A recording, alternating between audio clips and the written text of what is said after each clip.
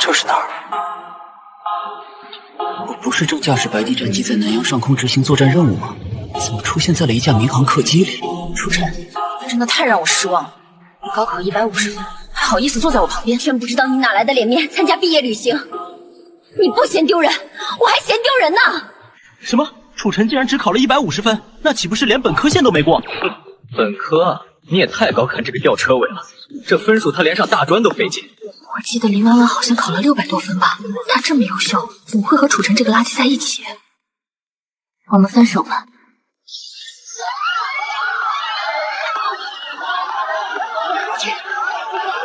发动机爆炸，飞机在失压。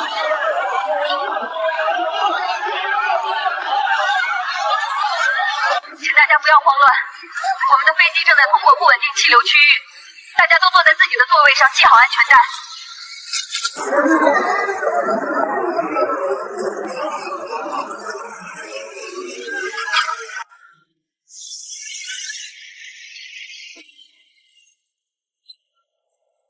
不过目前飞机还没有失速坠落，只要另一侧发动机还能正常运转，就不会有太大问题。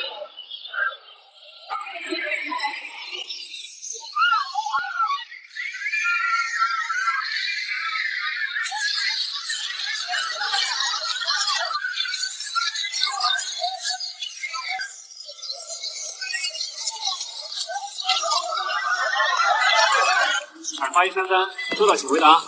8133，收到，请回答。主任，数航的8133从路程起飞后不久，突然从原本飞行高度下降了1400。数航8133，数航8133。这里是西南空管，收到，请回答。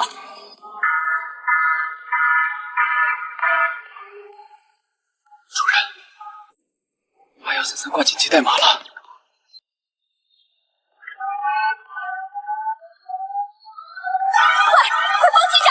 乘务长，我们现在怎么办？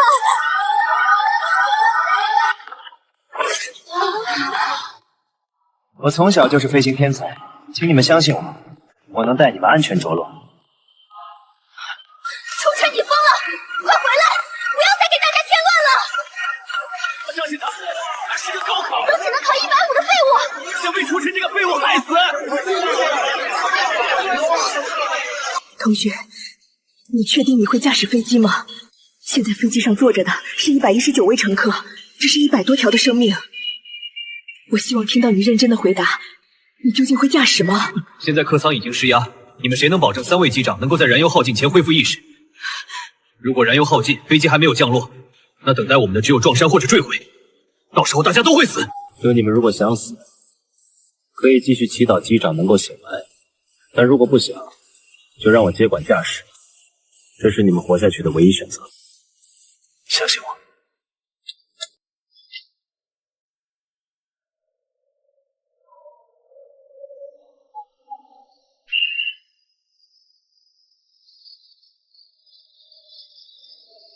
如果想死，可以继续祈祷机长能够醒来，但如果不想，就让我接管驾驶。相信我，这是你们活下去的唯一选择。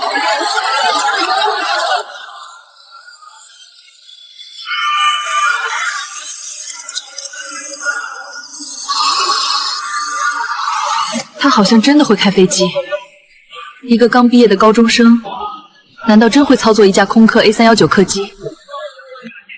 联系上了吗？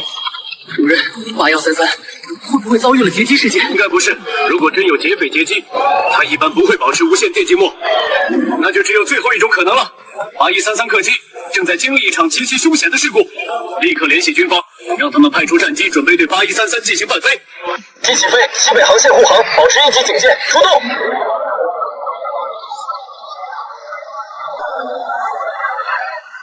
这里是苏航8133呼叫塔台，重复呼叫塔台。主任，8133联系上了。8133，这里是西南空管局，我们已收到你的呼叫，请立刻描述航班情况。目前左发动机失效，正以单侧动力飞行，机上有人员受伤，我需要立刻返航。不能返航了，我需要迫降就近机场。现在开始，你可以选择被降落成国际机场，所有客机暂停起飞，全部跑道已经为你清空，附近空域航班已调整航线避让。这一刻，西南空域全部为你开放。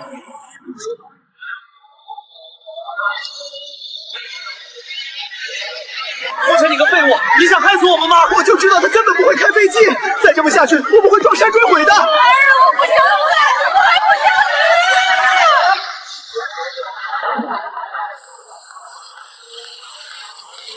死！那是个人。8133航班出现紧急情况，挡风玻璃碎裂，疑似副机长。副机长被挂在机身外。猎鹰，你确定你没看错？动摇，我很确定。呼叫动摇，有紧急情况。驾驶8133的人好像不是机长，而是一个学生。我怀疑客机已被劫持。8133，我是塔台，请回答我。究竟是谁？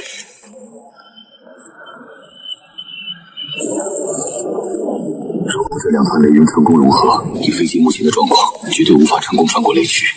里面形成的冰雹、雷暴，足以摧毁这架空客 A319。是时候展现真正的技术了。我想干什么？他要强行突破雷区，这家伙在把民航客机当战斗机开。有，我怀疑驾驶8133的人恐怕是境外退役的顶尖飞行员。刚刚那个驾驶员做出的可是勺子机动，就连我们都没掌握的技能。那人坐着的究竟是何方神圣？这个人是个疯子，彻彻底底的疯子。我不管你是谁，请你想想你的家人，想想飞机里的100多条人命。你这是在拿所有人的人命冒险！我命令你立刻更改航线绕飞！闭嘴！如果你们真的想救飞机上的人，那就给我记住，现在只有我能让这架飞机平安降落。33，立刻更改航线！重复，立刻更改航线！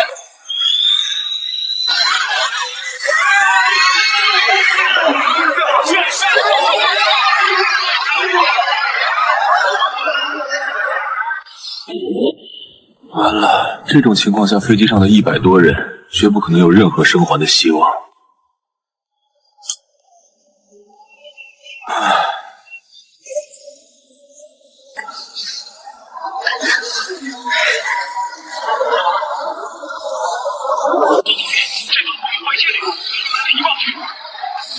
报告动摇，报告塔台。动摇收到，什么情况？他不是劫机，他不是疯子，他在利用雷暴，利用上升气流拖举飞机。他说的对，他在拯救这架飞机。成功了，他真的成功了，他做到了。苏航8133，首发停车，飞机失去所有动力，进入无动力滑翔阶段，请求最后的迫降航线引导。塔台收到，保持当前航向，高度不变，等待进一步指令。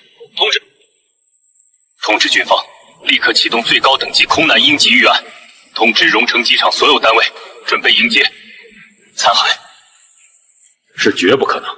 空客 A319的滑翔比是17比1，以它目前的高度和速度，理论上最多只能滑翔120公里。它前方80公里处就是海拔超过6000米的连绵山脉，它飞不过去。从物理学角度和空气动力学角度，这场事故生还率为0。这是科学给这架飞机上的119名乘客和9名机组人员宣判的死刑。左发彻底熄了，右发温度还在往上走，保持高度，不要让它失速。前面是最后一座山，再坚持一会儿。天哪，我们要撞上了吗？抓稳，抓稳！没事，别看外面。系好安全带。是中尉，我们还在控制中。都是我的错，我不该和他分手。他是在报复。通知机组放弃尝试，最后时间做防冲击准备。都安静，你们的教科书该更新了。我给全世界上一课，什么叫真正的飞行？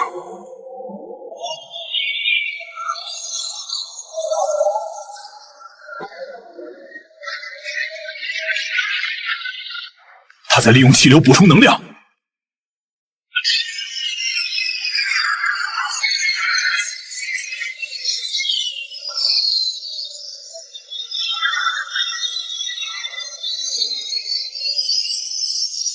来听我热力环流，航线比火控计算机还精准。他飞出来了，高度3000，距离机场50公里，他做到了。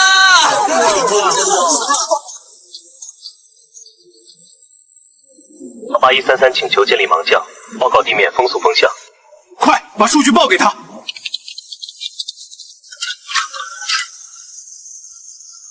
锦衣15，检查航向，修正下滑道。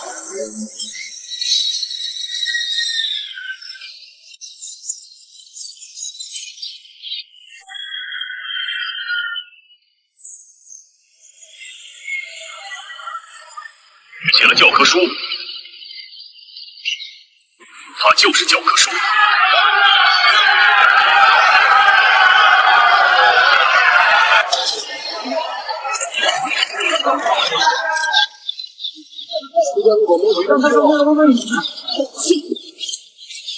请问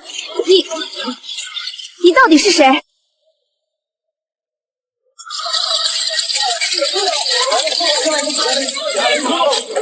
？6个人，我们接管了。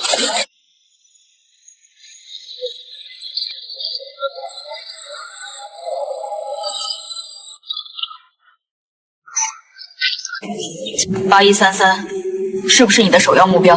冯楚晨18岁，废物，父母普通工人，都以为你失踪了。你与境外 IP 联系，身份已暴露。说完了。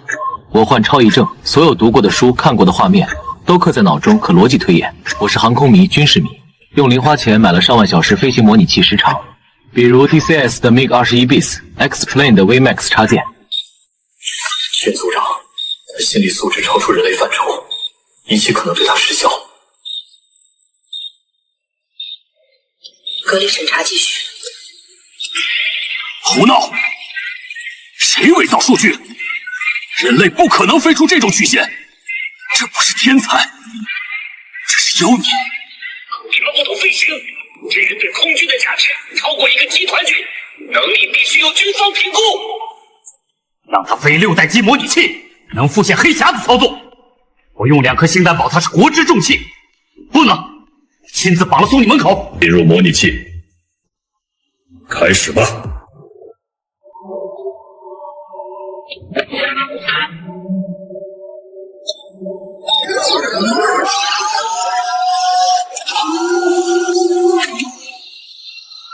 进入模拟器，开始吧。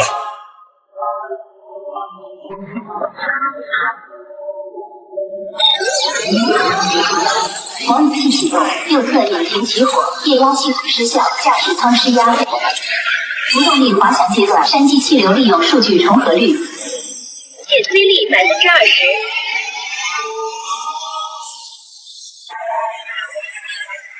倒穿行阶段，数据重合率100%；无动力滑翔阶段，山际气流利用。这绝对不可能！我们见证了历史。战机模拟数据载入。测试科目：高空失速尾旋尝试改出。死亡螺旋。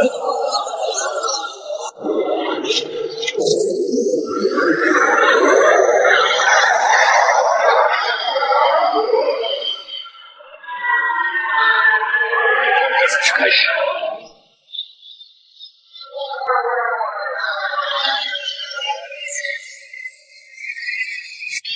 将军，系统主导判定飞行员作弊。报告显示，刚刚那个眼镜蛇机动的所有核心数据全部超过了理论最优值。系统认为这是人类不可能完成的参数，是非法数据注入。通知下去，天火计划可以启动了。楚晨同志，我龙振国代表龙国人民空军，正式邀请你加入我军最高机密等级的天火计划。将军，我接受邀请。楚晨同志，现在我将正式向你揭示天火计划的真实面目，以及你需要承担的使命。我们都知道，战斗机最核心的是什么？是心脏，是航空发动机。没有一颗强大的属于我们自己的心脏。我们龙国的战机永远都要看别人的脸色。所谓真正的翱翔9天，就是一句空话。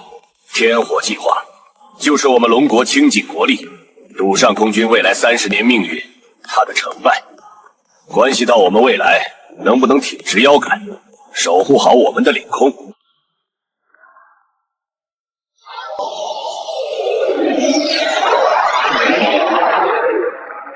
没想到，这个世界的龙国也走到了这一步。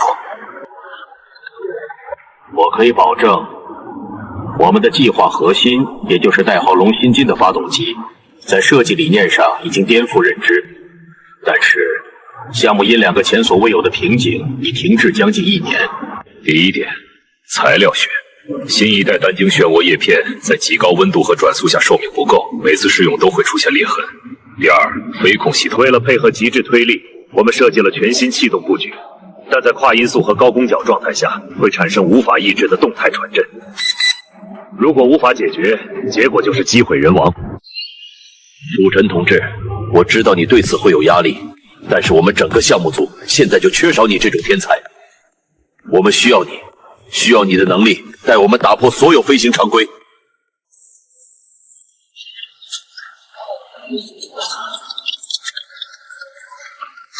这位是楚尘同志，从今天起，他将担任我们飞控公关小组的特聘技术顾问，请多指教。开什么玩笑？高中生顾问？呸！我看8成是哪位大人物的子弟塞进来镀金的吧？廖龙将军，我们非常欢迎楚尘顾问的加入。不过，为了能让楚顾问尽快融入工作，我想请教楚顾问一个我们领域内最基础的问题：在非定常不可压流场中，要如何精准地构建出纳维斯托克斯方程的精确解，并详细阐述一下这个解。在我们正在攻克的龙心飞翼布局夺面欧和控制中，具体有什么作用？教科书上的问题没必要在这里浪费大家的时间讨论。这时的这套飞控系统，在设计上存在一个隐藏的缺陷。当战机在海拔9000米到11000米的特定高度进行一次超过8个 G 的大过载机动，并且顺时攻角超过28度时，核心计算会因为一个算法 bug 进入一个逻辑上的死循环，其结果就是导致飞机一侧的水平尾翼和襟翼出现一次0.01秒的速度现象。一派胡言！王董事，王董事来了！请认，我就是这套飞控系统的总设计师，他已经在我们的战机上安全服役超过上百万个飞行小时。你说的那个所谓的缩短，纯属无稽之谈。小刘，把我们真实飞控所有极限状态下的数据全部调出来给他看。看清楚，从失速尾旋到高空过载，所有极端情况，我们都进行过数万次模拟和测试，所有数据都在安全范围之内，每一条曲线都完美闭环。你的假设根本不成立。王总师，您的数据没有错，但您处理这些数据的算法全错了。整套飞控逻辑是建立在被动纠错的核心思想上，也就是说，驾驶员都快看见已逝的亲人向他招手，您的飞控系统才开始补偿修正。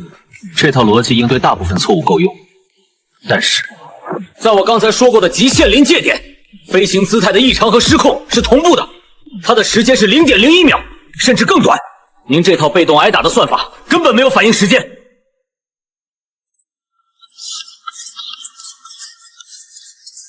这套预测性补偿算法，我称之为幽灵。这套算法不需要挨打，它能在失控趋势出现的0.05秒之前，通过瞬时动态数据，精准预测到这种趋势，并提前进行反向的0.01秒级的微操补偿。它能从根源上在摇篮里掐死所多 bug 出现的可能。你的这套算法根本就不可能实现！你的这套算法根本就不可能实现！承认你的理论构思很惊艳，但是你完全忽略了最基础的工程学，最基础的结构强度。要是按照你的算法，在0.05秒前进行预测性补偿，意味着夺面的偏转速度和角度将远远超出我们真实战斗机的结构强度极限。那0.01秒的微操产生的应力，足以当场撕裂整个尾翼。你那根本不是在开飞机，你那是在放烟花。将军，给我研究院超算的3个小时使用权限。我会将幽灵算法完整的写入真实的仿真模型，进行一次全状态模拟飞行。如果模拟结果显示飞机会结构过载，或者它无法解决我提出的那个锁躲问题，我楚尘自愿接受军事法庭的审判，罪名是危害国家安全。高算有心，立刻配合楚尘同志。他说要啥，你们必须马上掏出来给他。如果这次模拟出了任何问题，我龙振国赌上我肩膀上这2颗将星，我龙振国一力承担。等着看吧，一个连工程冗余都不懂的疯子算法。我敢打赌，3分钟之内，他这个扯淡的理论肯定完蛋。就位，开始吧。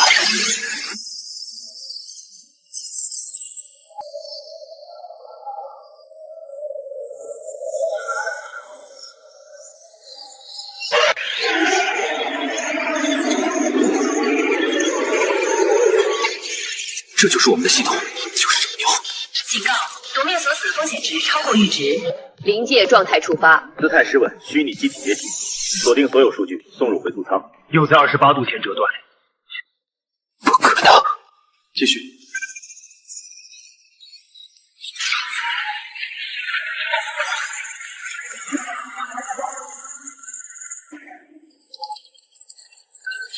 提前50毫秒，幽灵接管。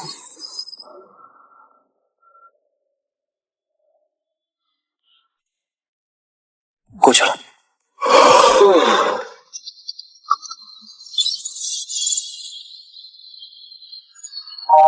提升15个百分点，数字不会骗人。提升15个百分点，不可能！全部人数据锁定，未经许可不得外传。是。盘活了整架战机，这不是人类的智慧，这是上帝之手啊！将这份报告进行最高等级加密，绕过所有中间层级，用我的将级权限直送最高指挥部，送到1号的桌上。是。另外，在报告的附件里加上我龙振国个人的评估意见。忠臣的评价变更为这个世纪最牛的国宝。不管你们现在是什么狗屁程序，你们那套扯肚子的言论都给我憋回去，认真听我说话。我以龙国空军装备不副部长的名义，正式为楚臣同志向你们国安部提出最高等级的安全保护申请。秦雪岩同志，你原有的针对 S01号目标楚臣的审查任务停了吧？从现在起，你不将立刻启动代号为守护者的 S 级安保方案。新身份是 S01号目标楚臣唯一的对外联络官兼贴身安保负责人。我赋予你在任何威胁到目标安全的紧急情况下，先斩后奏的权利。是，部长，保证完成任务。同志们，算法的成功为我们解决了龙芯的飞控难题，但是我们必须清醒地认识到，摆在我们面前的还有另一座，也是更难翻越的大山。有请我们材料学攻关小组的总负责人张敬之院士，为大家报告项目的另一个核心瓶颈。同志们，这就是龙芯引擎在极限测试中损毁的核心涡轮叶片。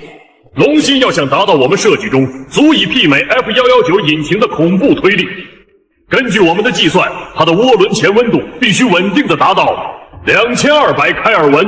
我们目前国内已经能实现量产的第5代单晶涡轮叶片，其核心材料是我们自主研发的 DZ400定向凝固高温合金。它的成温极限是多少呢？是1950 K， 整整差了250开。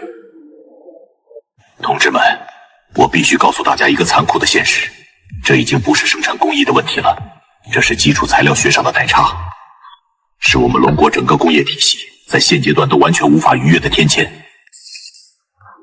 最根本的方向就错了。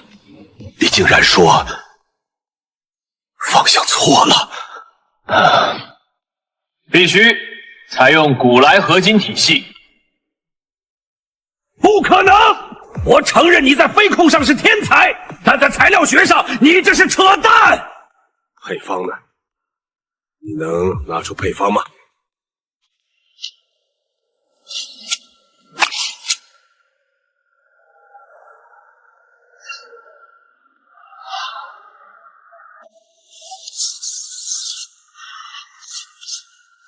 认真瞅瞅，这就是配方。按照这个配方和与之相匹配的定向凝固提纯工艺，我将其命名为苍穹的这套合金，其最终成品的稳定工作温度可以达到2500开。2500开尔文，一定满足龙芯引擎的需求，甚至还有富余烤点别的。理论上，只要控制好能量阈值，就能在场压下实现稳定的量子嵌合。理论上，绝对可行。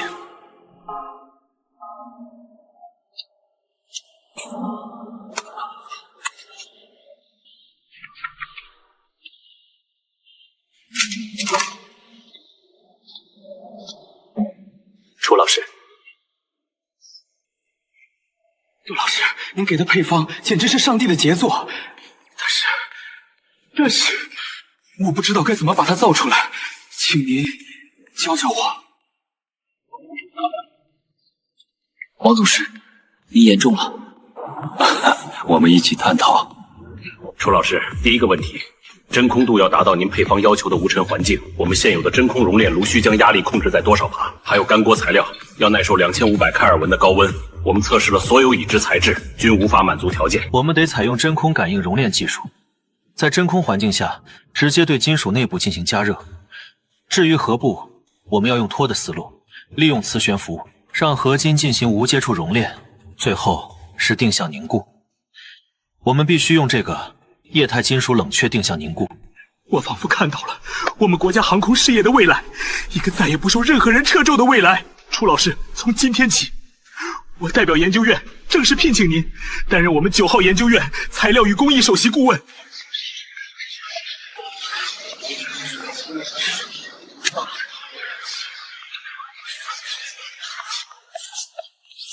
苍穹合金的冶炼工艺，核心只有一个，就是这台能够实现可控非对称梯度的定向凝固炉。参照上这里看，这条支路连接主反应舱和外环冷却塔，关键在这儿没回流阀门，一旦失效，压力会倒灌，整套循环就会被迫停机。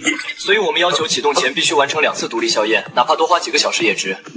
这是凤眼1号，20年前就被彻底封存的项目。老刘，你说什么？什么凤眼1号？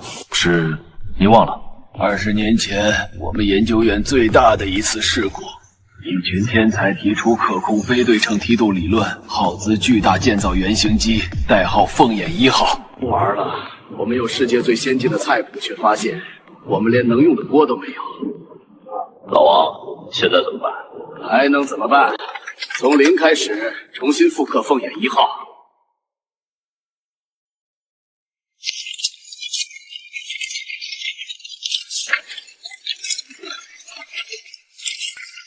金属疲劳？放屁！那是控制系统崩盘了。这群蠢东西！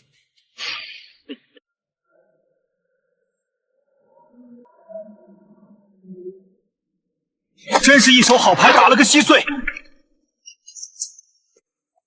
将军，我知道去哪里，能找到我们需要的东西了。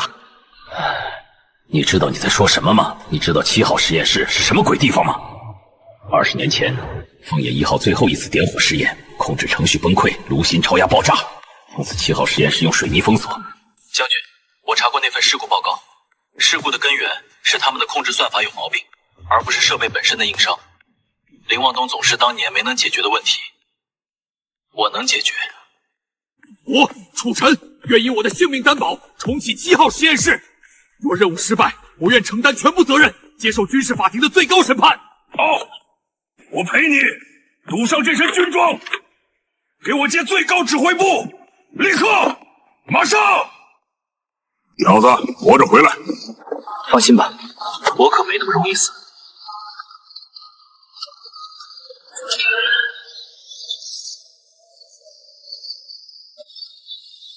2号组站北坡，3号组架设传感器，10分钟内完成警戒。行动！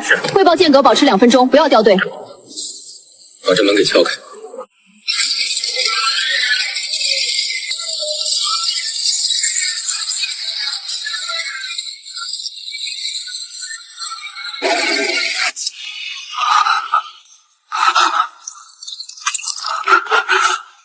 就是这里。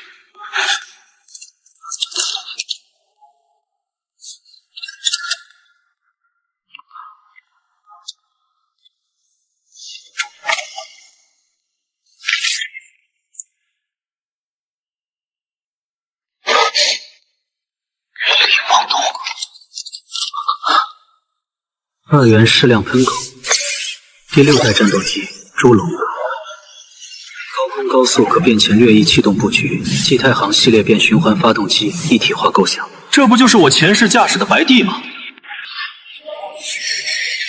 灵魂、龙心、幽灵系统，这他妈的不就是天作之合吗？白帝，我会让他重出这本笔记，变成翱翔天际的雄鹰。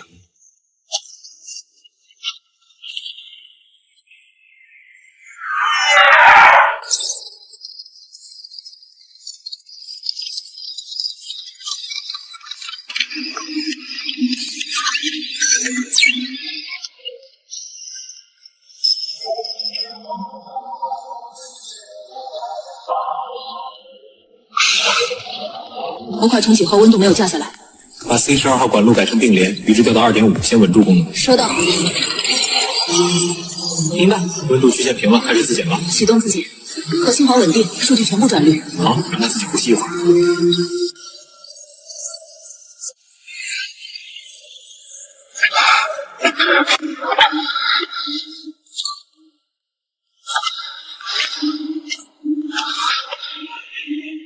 苍蝇摸进来了，还不止1只。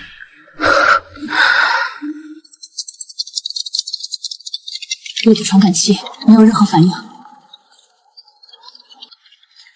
你的依据是什么？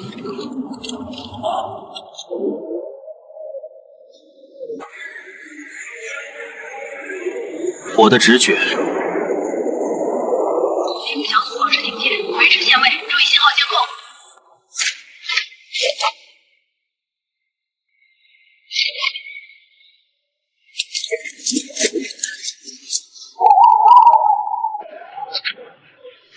通知所有人准备 B 计划。今天我们打鸟吃肉。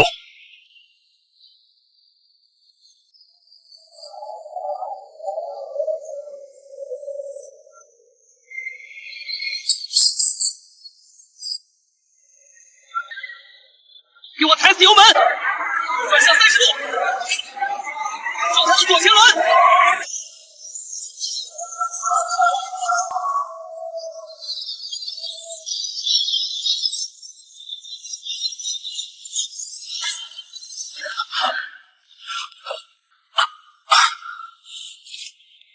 上前，步枪。B 组、C 组上前，确认目标死亡。有来过，对方有后援。3号从左翼包抄，封死退路。收到。60倍，对方谁撤退？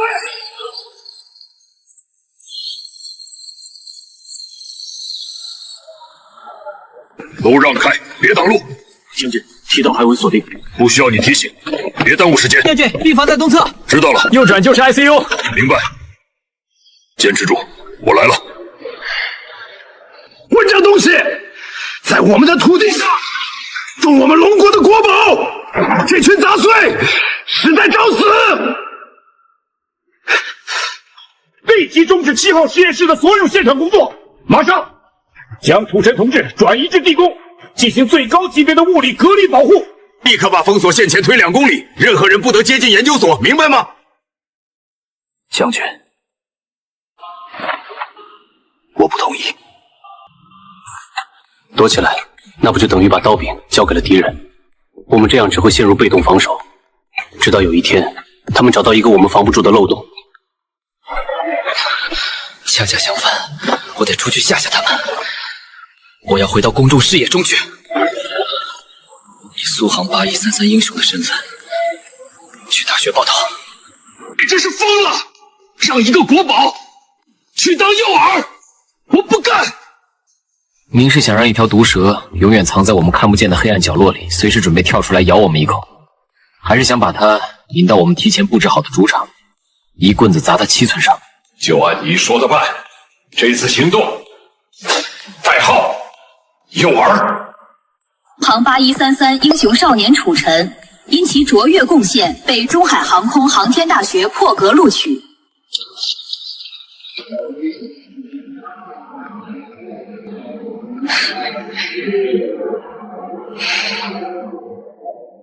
还是楚尘的远房表姐。这就是大学啊！楚尘，你的档案怎么回事？破格录取，除了一个名字和身份证号，其他信息一片空白。张老师您好。我去，见鬼了，是秦雪燕。张老师，这是我表弟楚尘，他之前的情况比较特殊，手续还在走流程，所以看起来简单了些。哦，原来是秦老师的弟弟啊，我说呢。小陈，走，表姐带你去熟悉熟悉环境。你们好，同学们，你们都是凭借优异的成绩进入我们特等班，希望大家未来能互相学习。最后，我再介绍一位特别的同学，楚尘同学，他是我们学校今年的特招生。什么玩笑？什么级别的特招？直接进超 S 班？我最瞧不起的就是这种靠关系走后门的废物。这种人简直是在玷污天才这两个字。这个男生身上有种很奇怪的气质，不像学生，更像……各位领导、老师好，我有一个学术上的问题，想和我们班新来的楚尘同学进行一次交流。在建立第5代变循环发动机的非定常热力学耦合模型时，你是如何处理高压涡轮机波负面层墙干扰下的非平衡态上增问题的？你所说的这个模型，它的理论基础是基于理想化的等上绝热假设，还是涡前冷却气膜的非理想多元混合上增？这是教科书上的标准范式，当然是基于修正后的等上模型。你所谓的标准，在真实的推重比超过10的发动机上，根本就不可能成立。你连个稳定的进气都做不到，还在这谈什么热力学循环？这个效应对上增的干扰是致命的。你的模型里连这个变量都没有，你的计算结果和垃圾桶里的废纸有什么区别？他在说什么？梨子敲头，没戏！他居然现在就考虑到了这个。所以，第3，你的这个问题从根源上就是一个脱离了工程实践的伪命题，它半毛钱不值，可以说是垃圾至极。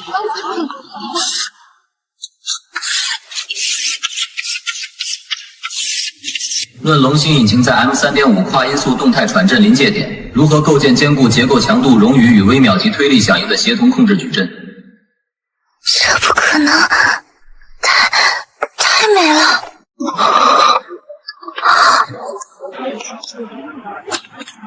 哈哈，这就是我给你的答案。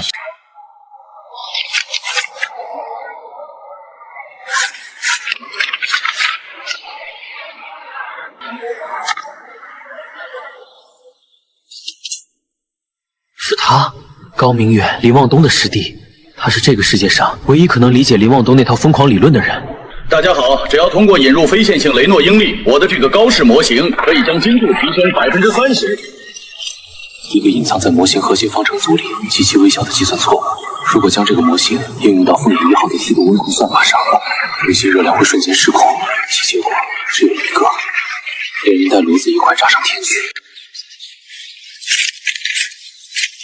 你好，同学。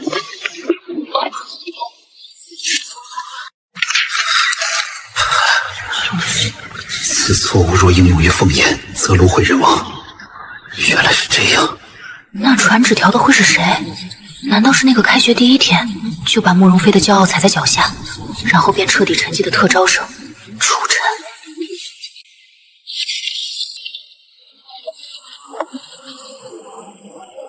楚尘同学，我并非有意窥探你的秘密，我只是非常敬佩你。我主持着一个重点科研预备小组，正在攻克一项关于气动热效应的课题，我能邀请你加入吗？但我还是比较喜欢一个人干活。凭什么拒绝苏慕晴？你一个臭关系户，有什么资格在这里装清高？你不是厉害吗？你不是天才吗？1个星期后就是全院的摸底大考，你的总分要是没有超过我，你就必须当着所有人的面承认自己是个臭关系户，然后滚出超 S 特等班。呵呵，你随便，和一群傻子在一起太无趣了。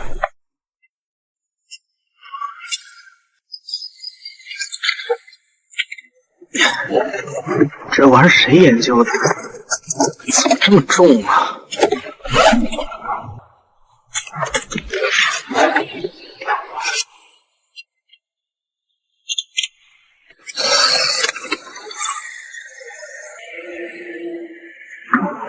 怎么了，家人们？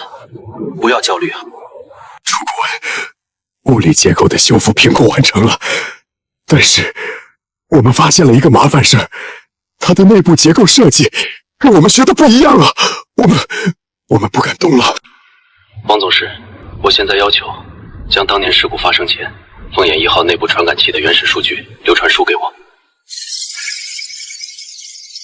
停！李默，把热交换回路 C 点的压力传感器和炉心价码射线能谱仪的第12峰值数据立刻导入逻辑模型，进行强制关联性推演。快！总师，被整个龙国材料学界奉为神谕的官方定论，竟然是错误的。是凤眼1号的原始控制算法，在处理高频次强度的热流扰动时，进入了逻辑上的死亡循环，其结果就是能量在0.01秒内瞬间失控，从里面把整个炉心点炸了。王总师李默，立刻停止一切物理修复工作，从现在起，动用全部算力，为我构建一个1:1的凤眼1号数字孪生模型。我要在虚拟世界里为它重组灵魂。这是本科生该做的题吗？太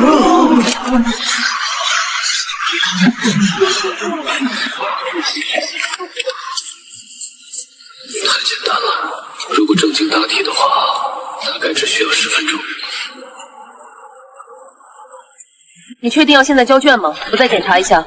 呵呵，题目出的太简单，有点浪费时间。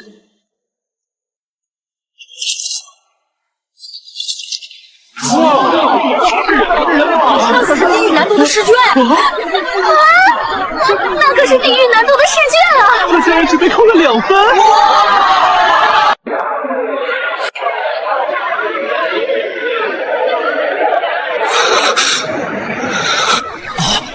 我眼花了吗？30分钟交卷，考了满分。他是在用屁股答题吗？作弊！他绝对作弊了！我不同意。这道题的标准答案只有1种解法，他凭什么用了3种？而且每一种都比标准答案更简洁，这只能给步骤分。你们都别吵了，你们看看这里，这道关于飞行器模型的题目，它不仅解出来了，它甚至在答案的后面附上了一个对题目模型本身的改进方案。这份试卷的价值已经远远超出了考试本身，它展现的是魏大师的学术视野。太不可思议了，居然能做到这样！纸条侠，原来是你！数字仿真模型构建成功，开始复现。一启动。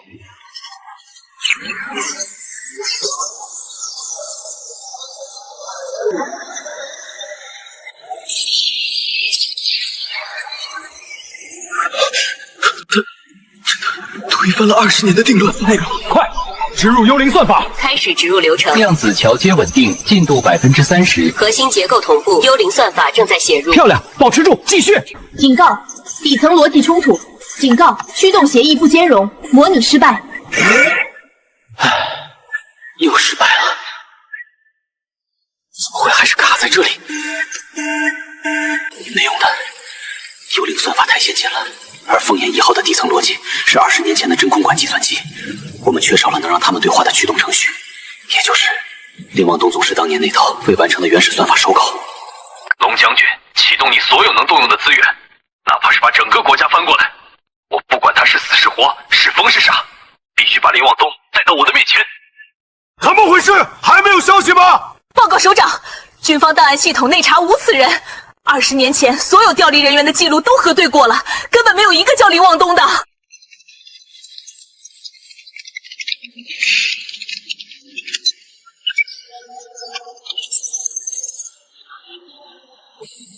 哼，关键时刻还是要我出马。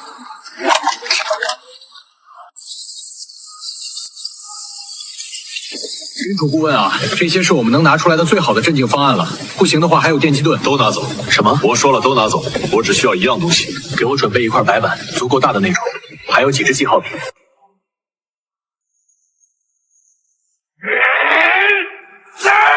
要是你们这些贼想偷我的东西，滚出去！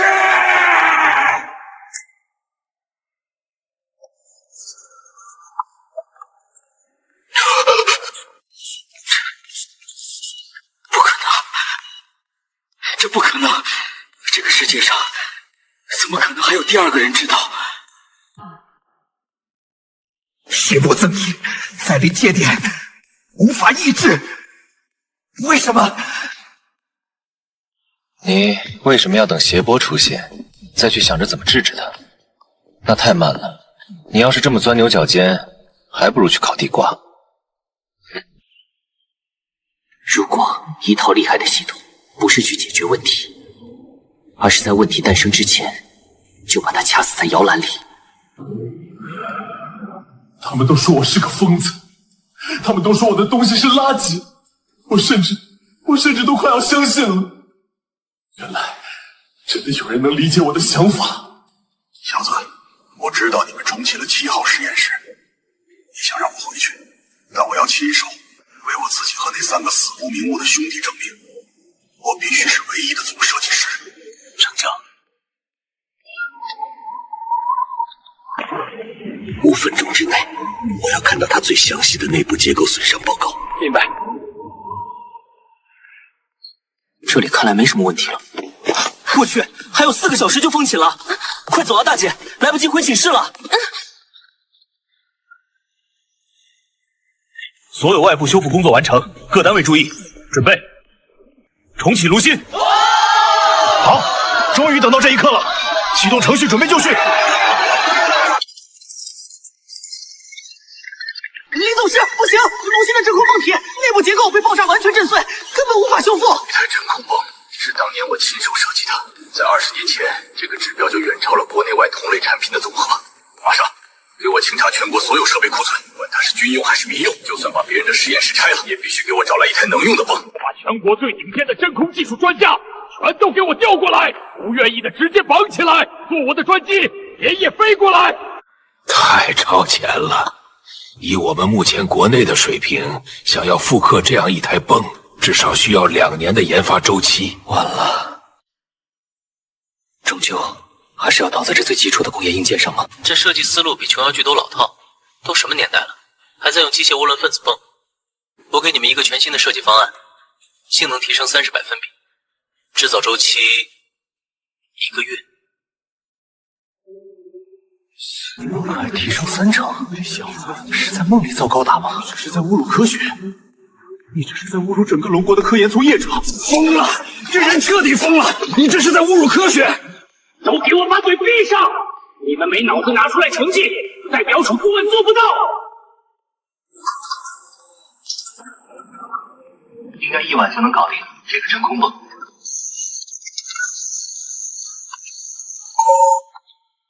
王总师，就照着这个造，所有数据都在里面，性能是老版本的3倍。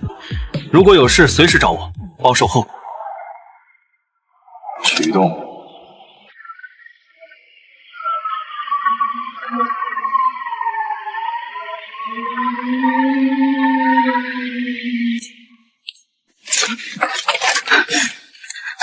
老王，那小子是个怪物。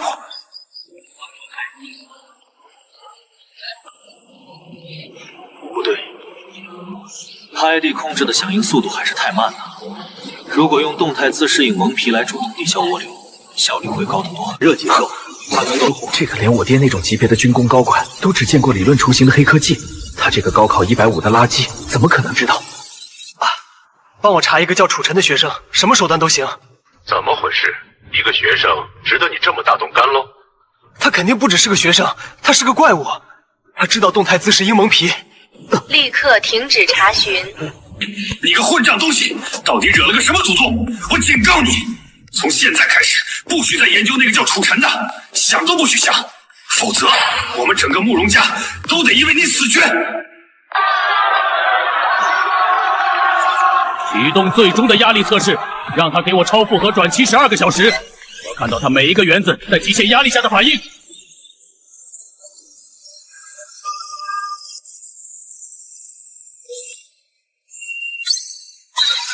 测试完成，所有硬件系统完美，设备状态巅峰。报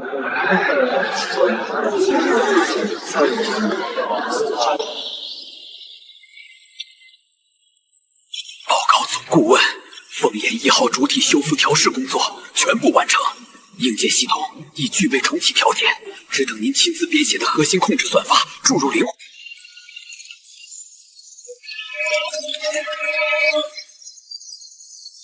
他不再叫幽灵，他有了一个充满浴火重生的名字——涅槃影。合作从零设计并编写小型无人机核心飞控程序。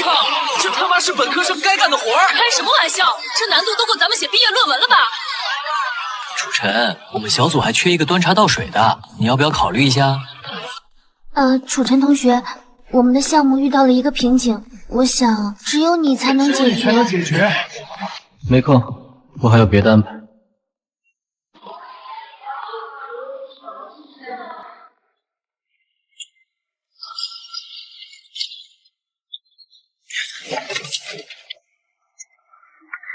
报告总顾问，凤眼1号所有硬件接口调试完毕。田总师，最后一次数据校对，开始。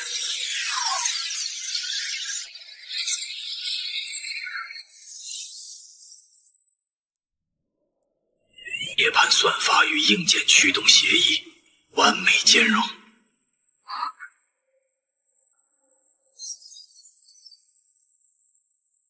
把系统一注入，微导实现非常。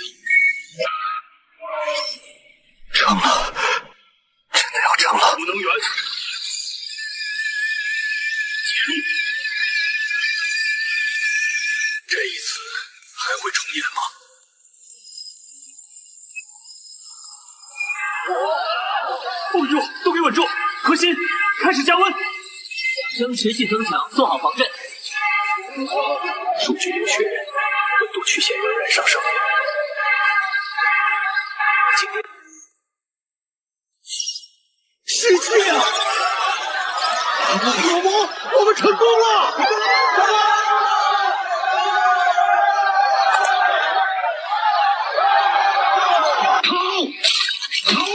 好一个涅槃！血液成功了，我们成功了！那小子是手工，必须好好嘉奖他。但是他的精神不能一直这么紧绷着。你想办法用你那个辅导员的身份，让他好好出去玩一玩，放松一下。同学们，大家下午好啊！为了奖励大家摸底大考的优异成绩，我决定这个周末组织一次班级聚餐，我请客。哇，10万岁！这次聚餐原则上所有人都必须参加，特别是某些同学，楚晨你这次必须参加。求来。楚同学，不好意思，忘了问你这边有没有人了。你随意。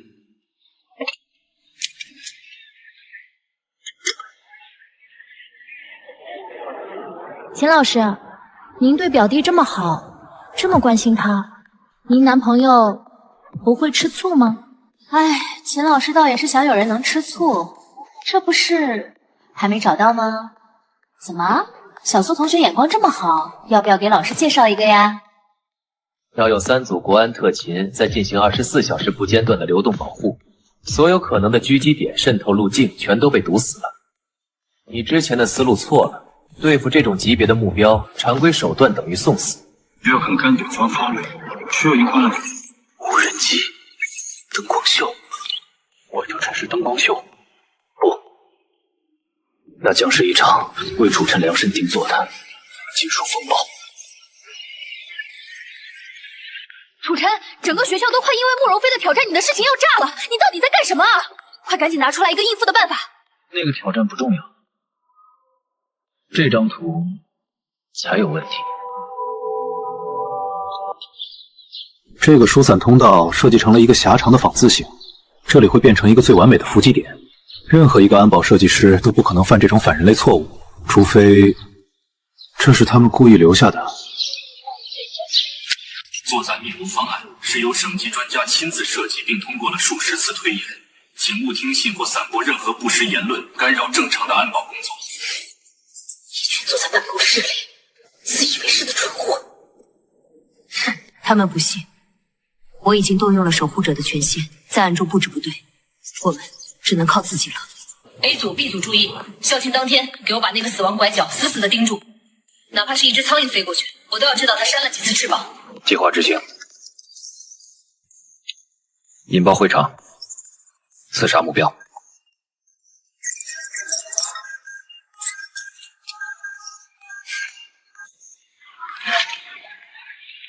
金舍兰，辛苦了。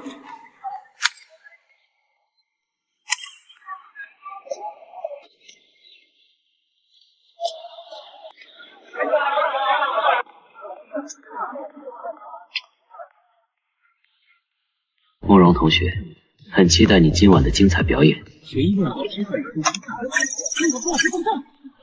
开始了，哇，灯光一出来就不一样。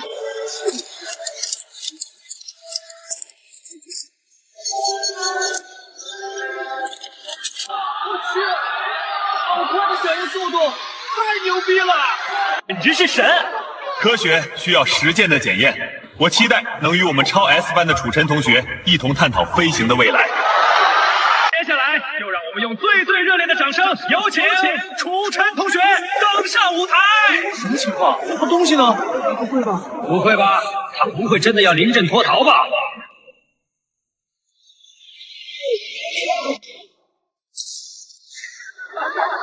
他拿了个玩具上来，这是在侮辱我们的智商吗？这是校庆晚还是幼儿园的手工课？真正的飞行是驾驭气流的艺术。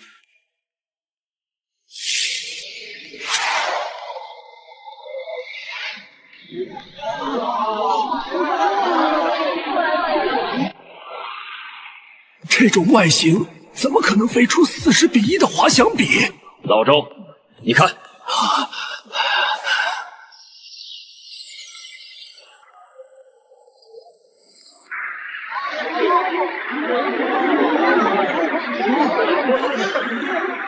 那是什么鬼东西？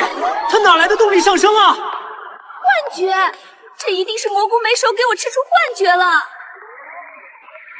看懂了吗？那不是模型，那是一篇关于边界层主动分离与在附着控制的博士论文。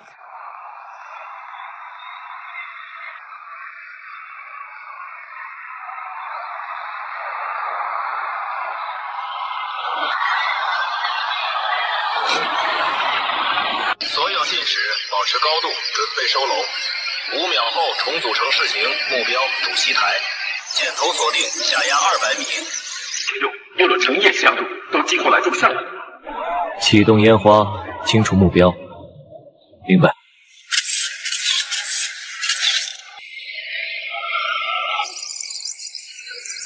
报告，所有指令失效。我们的后台被入侵了。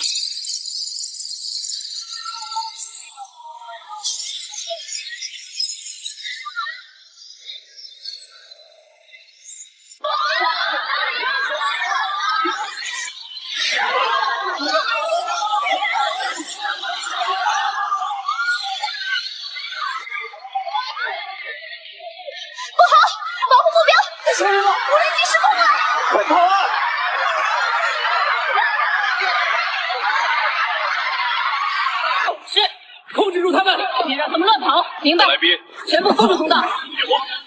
大家保持冷静。可笑，用一块布去抵挡钢铁风暴，真是愚蠢至极。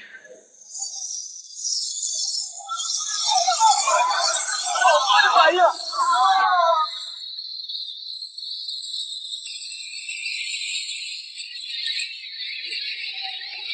天下，怎么可能？谁干的？该落幕了。呵呵，看来只能我亲自出马了，等下就是你的死期。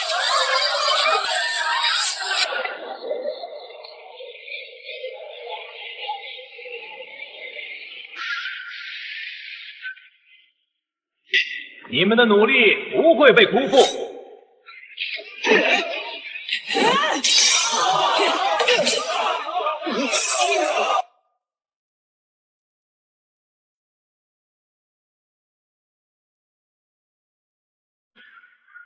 拖住他， 10秒后，我送他一份大礼。